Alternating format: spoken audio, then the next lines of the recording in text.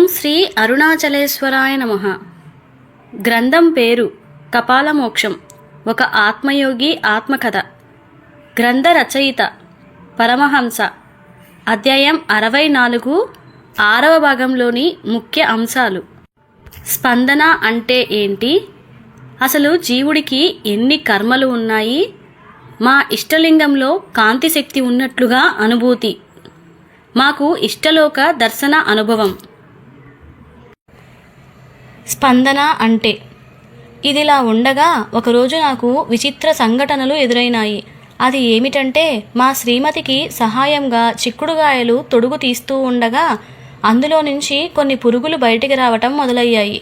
వాటిని పక్కన పెట్టి తొడుగు తీస్తుంటే ఈ లోపల మా మిక్సీ కింద నుండి ఒక బల్లి వచ్చి ఈ పురుగులను ఆత్రంగా తినడం ఆరంభించింది. దానికి మేము స్పందించకుండా జరిగే దానిని సాక్షిభూతంగా చూస్తూ కూర్చున్నాము. బల్లి పురుగులు పూర్తిగా తిని వెళ్ళిపోతుంటే అప్పుడే అక్కడికి వచ్చిన మా శ్రీమతి, ఏంటండి ఆ పురుగులను ఈ బల్లి తింటుంటే చూస్తూ ఎలా ఊరుకున్నారు? కనీసం మానవత్వంగా అయినా ఈ పురుగులను దాని నోటికి అందకుండా ఈ చెత్తబుట్టలో పడేసి ఉంటే వాటి మానాన అవి బతికి ఉండేవి కదా. రాను రాను మీ సాధన వలన మీలో మానవత్వం తగ్గిపోయి స్పందనలు లేని స్థితికి వెళ్ళిపోతున్నారంటూ ఏదో అంటున్నా కూడా పట్టించుకోకుండా నవ్వుతూ మౌనంగా అక్కడి నుండి బయటకు వచ్చినాము. ఇంతలో మా మనోనేత్రం ముందు సాలెపురుగు గూడులో ఏదో పురుగు ఇరుక్కొని ప్రాణభయంతో కొట్టుకుంటున్నట్లుగా ఉండటంతో అది ఎక్కడ ఉందో తెలుసుకునేసరికి ఆ సాలెపురుగు ఈ పురుగుని తినడానికి వస్తుంటే దానిని రక్షించి బయటకు వదిలిపెట్టినాము. అది సంతోషంతో ఎగురుకుంటూ వెళ్ళిపోయింది. పాపం ఈ సాలెపురుగుకి ఆకలి మిగిల్చాను అని బాధ నాలో మొదలైంది. పొద్దున చిక్కుడుకాయలో పురుగులు బల్లి తింటుంటే స్పందించని మనస్సు అదే సాలెగూడులో పడిన పురుగు తింటే మనస్సు ఎందుకు స్పందించిందో నాకు అర్థం కాలేదు. ఇందులో ఏదో అర్థం కాని మర్మం ఉన్నదని నాకు అర్థమైంది. కొన్ని వారాల తరువాత అనుకోకుండా మేము టీవీలో మా ఊళ్ళో మహాశివుడు సినిమా వస్తుంది. అందులో ఆలయ పూజారికి సాక్షాత్తు పరమేశ్వరుడు కనిపించి సుఖదుఖాల గురించి చెబుతూ ఉంటాడు. ఇంతలో ఒకరోజు స్వామివారు చాలా ఆలస్యంగా ఈ పూజారి దగ్గరకు వచ్చేసరికి ఆలస్యం అవడానికి కారణం ఏమిటని అడిగితే దానికి పరమేశ్వరుడు నవ్వుతూ, భక్త, ఏమీ లేదు, పాముకి బాగా ఆకలిగా ఉంది అంటే దానికి ఆహారంగా ఒక కప్పను ఇచ్చి వస్తున్నాను అనగానే ఆ భక్తుడు వెంటనే, స్వామి, అది పాపం కాదా? ఒక జీవి ఆకలి కోసం మరొక జీవిని చంపడం పాపం కాదా అన్నప్పుడు దానికి మహాశివుడు నవ్వుతూ, భక్త, గత కొన్ని నెలలుగా తనకు మోక్షం ఇవ్వమని ఈ కప్ప నన్ను అడుగుతుంది. ఆ సమయం కోసం ఎదురు చూస్తూ ఉండగా నాకు ఆకలి తీర్చమని ఈ పాము అడగటంతో దాని ఆకలి తీరుస్తూ దీనికి ఆకలి లేకుండా చేసినాను అని చెప్పి అంతర్ధానం అయ్యాడు. అంటే ఈ లెక్కన చిక్కుడుగాయలోని పురుగులు చావు కోరుకుంటే దానికి నా మనసు స్పందించలేదు. అదే భయం లేకుండా బల్లి వాటి అన్నింటినీ తినివేసింది. ఇక సాలెపురుగు గూడిలో చిక్కుకున్న పురుగు ఇంకా తను బతకాలని కోరిక ఉండటం వల్ల నాలో స్పందనలు కలిగి దానిని రక్షించడం జరిగిందని మాకు అర్థమైంది.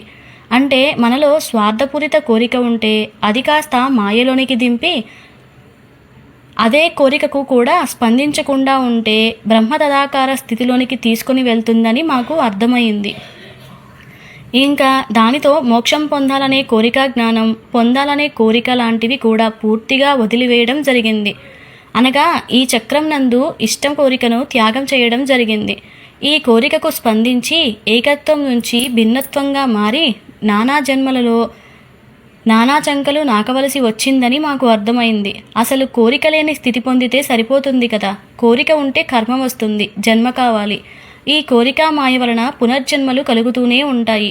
కోరిక అతీత స్థితి పొందితే ఏ తల్లి యోనియందు కూడా ఎవరూ కూడా జన్మింప చెయ్యలేరని మేము గ్రహించినాము. కోరిక ఉంటే పునర్జన్మ ప్రాప్తి అని, ఎట్టి కోరిక లేకపోతే మోక్షప్రాప్తి అని మేము గ్రహించినాము. కాబట్టి మీరు కూడా మోక్షం పొందాలని, జ్ఞానం పొందాలని, జ్ఞానం పంచాలని, జ్ఞానం తెలుసుకోవాలని, సిద్ధులు పొందాలని, మానవాతీత శక్తులు పొందాలని ఇలా కోరికలు పెట్టుకోకుండా ఉంటే మీకు మోక్షప్రాప్తి, లేదంటే పునర్జన్మ ప్రాప్తి.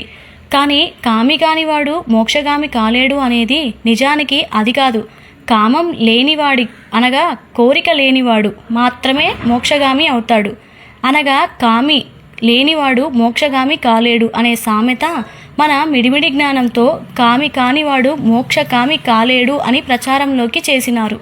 కోరిక అంటే ఇంకా మోక్షం ఎక్కడ ఉంటుందో చెప్పండి. ఆ తీరని కోరిక కోసం తీరని జన్మలు ఎత్తవలసి ఉంటుంది కదా, ఆలోచించండి. అలాగే పనిలేని మంగలివాడు పిల్లి తల గొరిగినట్లు అంటారు. అనగా నిజానికి పనిలేని మంగలి పిలిచి తలగొరిగినట్లు. పిల్లిని కాదు, పిలిచి కాస్త పిల్లిగా మార్చినారు మన మిడిమిడి జ్ఞానులు.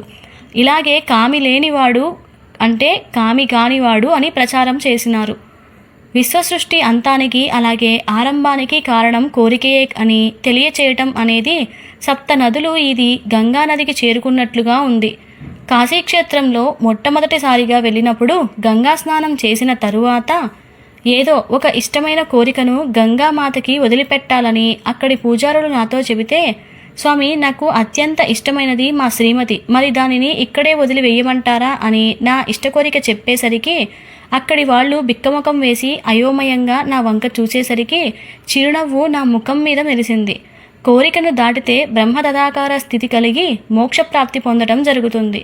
అదే కోరిక మాయలో పడితే నన్ను పరమగురువుగా జ్ఞానబ్రహ్మ పదవి ఇచ్చి నిమ్మకాయ పులిహోర, మిరపకాయ బజ్జీలు, మైసూరుపాకు, నిత్య నైవేద్యాలు పెట్టి నన్ను పూజించడం ఆరంభిస్తారు అని తెలియగానే నాలో తెలియని భయం మొదలైంది. ఇప్పటికీ తిరుపతి వెంకన్నను నైవేద్యంగా దోశలు పెడతారు. ఏమో ఎవరికి తెలుసు, ఆయన ఇష్టపదార్థం లేదా అదే అయి ఉండొచ్చు, లేదా లడ్డు అయి ఉండాలి.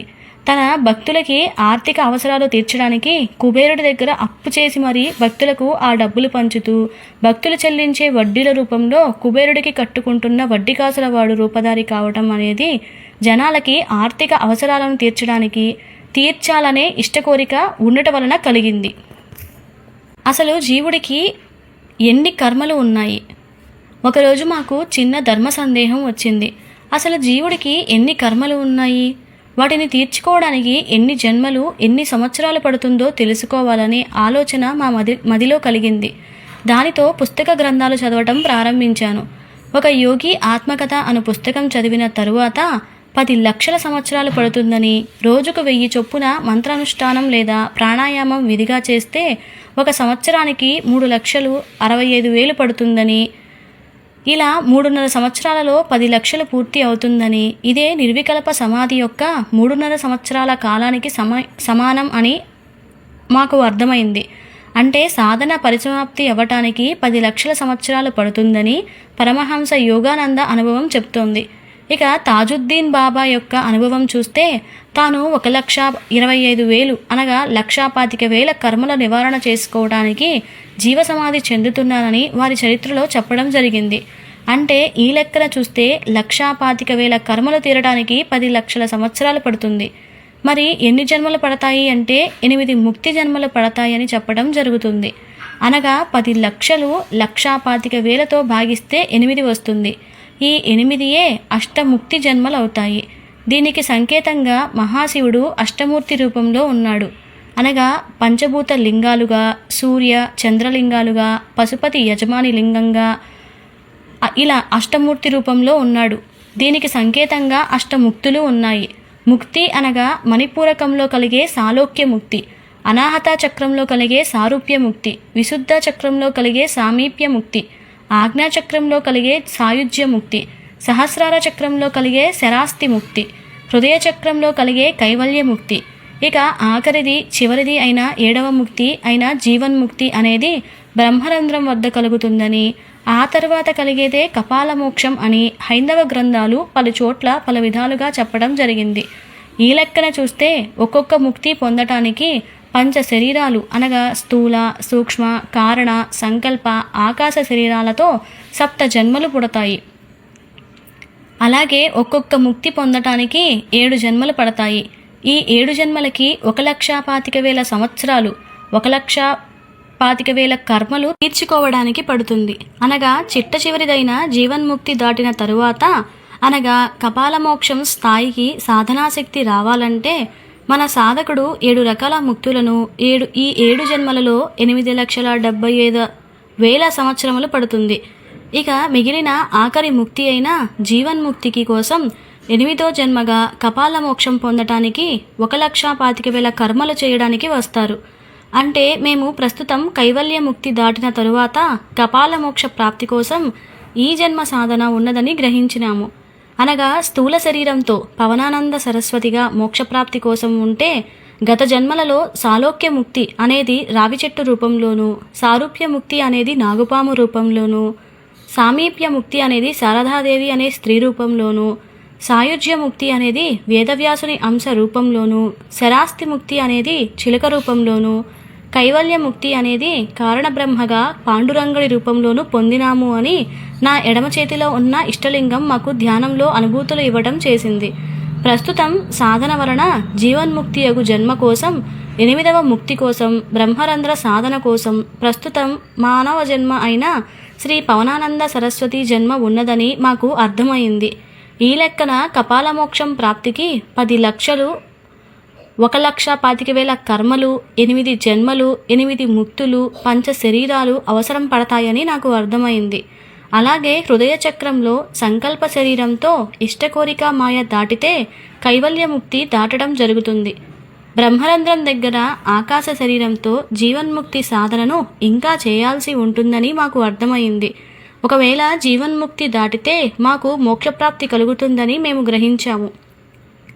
నిజానికి ఈ జన్మ సాధన అనేది బ్రహ్మరంధ్రం వద్ద ఉండుట వలన మాకు అన్ని రకాల చక్రాల యోగస్థితులు, యోగమాయలు దాటుకోవడం జరిగింది.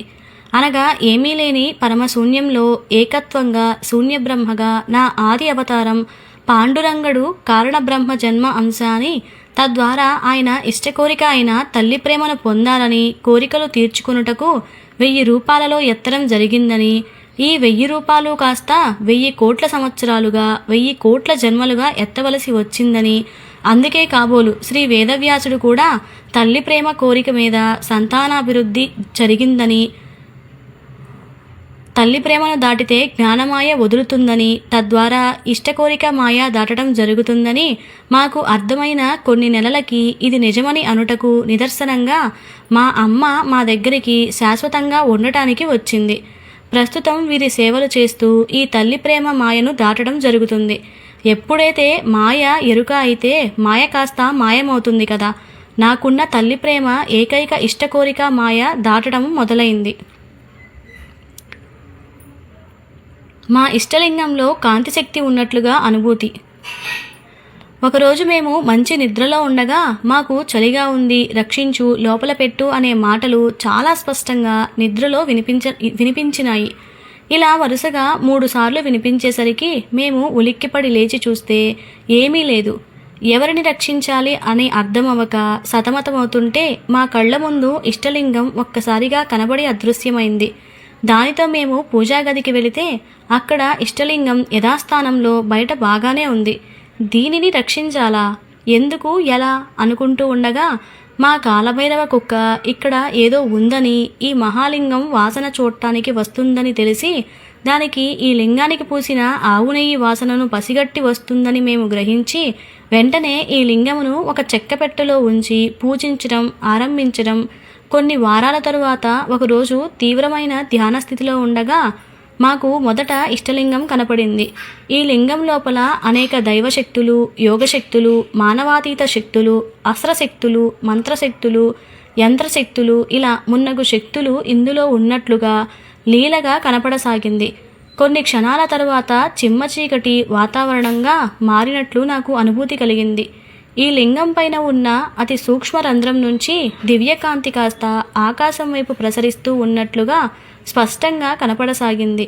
అనగా మహానిర్వాణ శక్తి అయిన న్యూక్లియర్ శక్తి ఇదే అని మాకు అనుభూతి కలిగింది.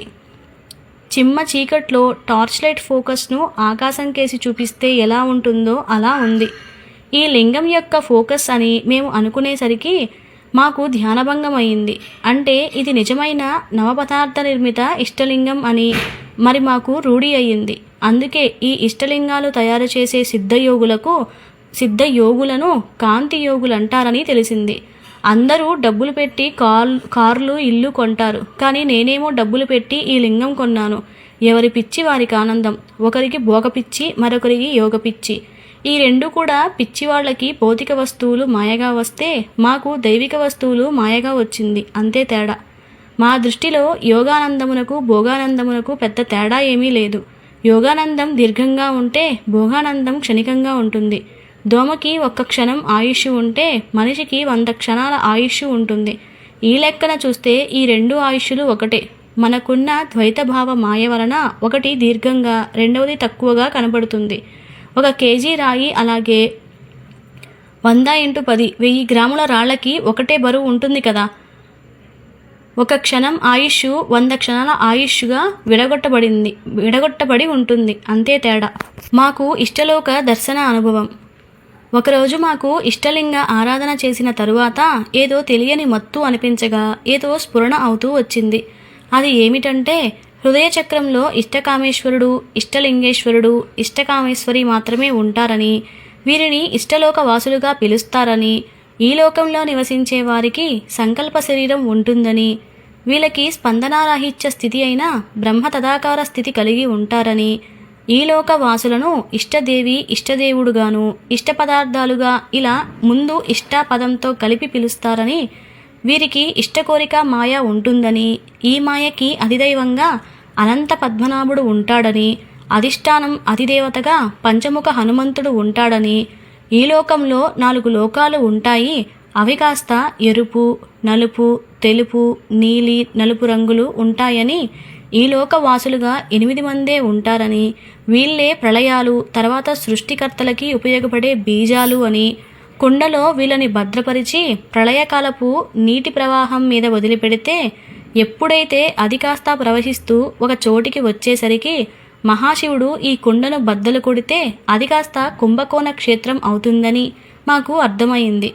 వీళ్ళు 1,25,000 సంకల్పాలు కలిగి ఉంటారని, అంగుళ పరిమాణంలో 8 మందే అష్టమూర్తులుగా లోకప్రచారం అవుతున్నారని, శివ అష్టమూర్తి రూపాలుగా, దేవి అష్టమూర్తి రూపాలుగా, అష్టలింగమూర్తులు, అష్టవసువులుగా ఉంటారని మేము గ్రహించిన 8 మంది మూర్తి రూపాలే ఈ మూర్తి స్వరూపాలే సాధనా శరీరాలని, ఇది 8 రకాల ముక్తులు పొందుతాయని, ఒకవేళ హృదయ చక్రంలోని హృదయ గ్రంథి విభేదనం కాలేకపోతే ఇక్కడి వారికి కైవల్యముక్తి మాత్రమే కలుగుతుందని, అనగా 6 నెలలు యోగనిద్రలో అచేతన స్థితి, ఆ తర్వాత 6 నెలలు భోగనిద్రలో అనగా చైతన్య స్థితి ఉంటుందని, మహావిష్ణువు కాస్త తొలి ఏకాదశి నాడు వీరు యోగనిద్రలోనికి వెళ్తారు, మళ్ళీ ముక్కోటి ఏకాదశి నాడు భోగనిద్రకి వస్తారు అనగా చైతన్య స్థితిలోనికి వస్తారు.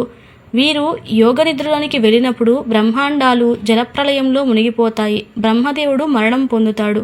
కానీ సూక్ష్మలోకవాసులు, భూలోకవాసులు ఈ విషయాన్ని గ్రహించలేరు.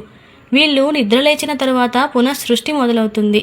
అండపిండ బ్రహ్మాండం యొక్క సృష్టి, స్థితి, లయము అనేవి ఈ జగన్నాటకంలోని అన్ని రకాల ఈతి బాధలకు, మోహ మాయలు, రాగద్వేషాలకు, సుఖ దుఃఖాలకు ఈ అష్టమూర్తులు ప్రధాన భూమికను వహిస్తారు. వీరి సంకల్పాల ఆధారంగా కారణలోకవాసులు అంటే సహస్ర చక్రంలోని వారు ఆలోచనలు చేస్తారు. వీరి ఆలోచనలు ఆధారంగా సూక్ష్మలోకవాసులు అనగా ఆజ్ఞాచక్రంలోని వారు భావాలు చేస్తారు. వీరి భావాలు ఆధారంగా జీవప్రకృతి జీవులు అంటే విశుద్ధ చక్రం నుంచి మూలాధార చక్రం వరకు ఉన్న జీవులు వరకు కర్మ, క్రియలు, జన్మలు ఎత్తి చేస్తారు. సంకల్పం చేసేది ఒకరు, అనుభవించేది మరొకరు, మొత్తం కలిపితే ఒక్కరే. అదే ఇష్ట కోరిక ఇష్టలింగేశ్వరుడు అన్నమాట.